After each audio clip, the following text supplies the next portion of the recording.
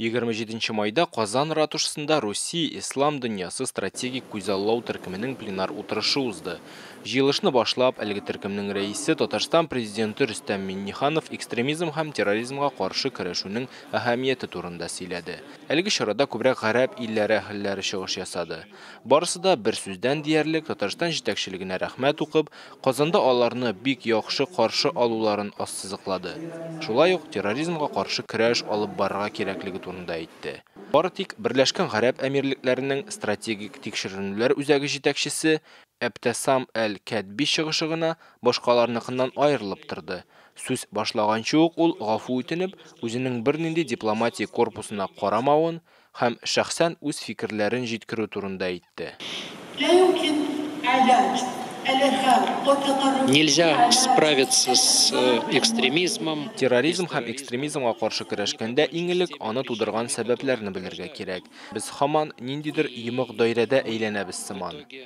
Бу турыда күп сөйләшәбез, көрәш алып барабыз, әмма әлегә чыгу юлын күрмибез.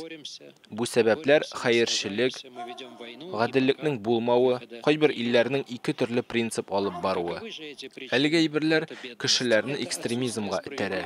Бүгенге көндә Фәләстин, Сүрия, Гыйрак, Йемен һәм башка күп кенә проблемалар хәл ителмәгән.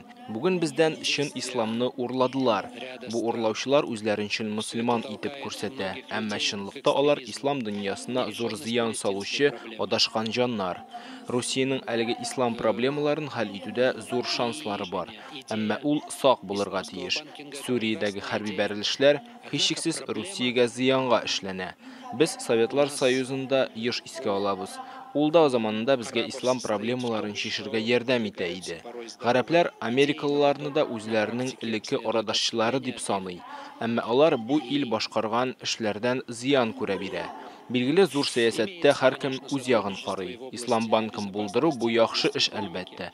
Әмма гарәпләрнең проблемасы шунда, башта яхшы идеялар булдырып, шуны ясарга кирәк дибез. Асылда эшкә тотынгач бу гамәлләрдән кире кайтыла. Иң мөһиме проблеманың асылын аңларга кирәк. Шул очракта гына без бу афәткә каршы нәтиҗәле көрәшә алачакбыз, диде Әбтәсам әл-Кәдби.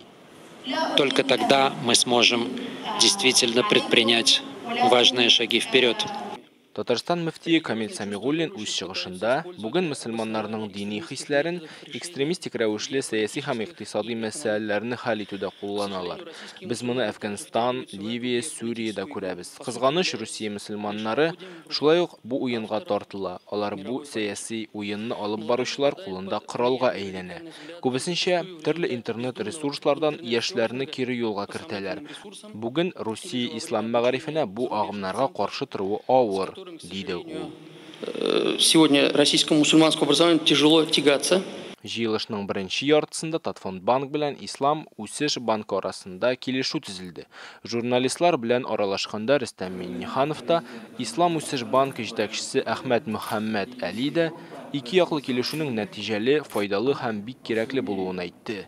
Җыелыш барышында Рөстәм Миңнеханов исеменә Чечен Республикасы җитәкчесе Рамзан Кадыровтан хат килүе әйтелде. Биредә ул Русия ислам дөньясы төркеменең чираттагы җыелышын Грозныйда үткәрергә тәкъдим ясаган. Татарстан президенты бу тәкъдимне кабул итеп, киләсе җыелышның Грозныйда булачагын әйтте.